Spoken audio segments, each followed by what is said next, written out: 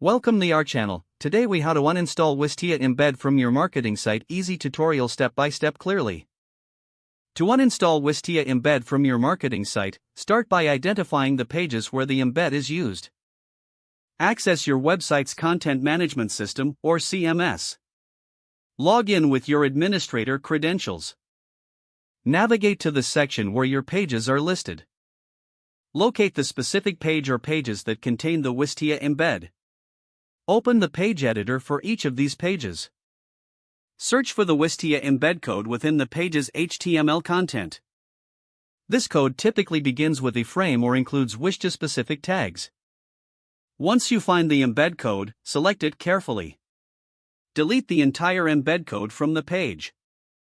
Save the changes to the page. Next, test the page to ensure the Wistia video no longer appears. Reload the page in your web browser. If the video is gone, proceed to the next step. Check your website's analytics or other tracking tools. Make sure there are no references left to Wistia on any other pages. If you find any remaining embed codes, repeat the previously mentioned steps for those pages. After removing all instances, you may want to clear your website's cache. This helps ensure that the changes are reflected immediately for your visitors. Consider informing your team or stakeholders about the update.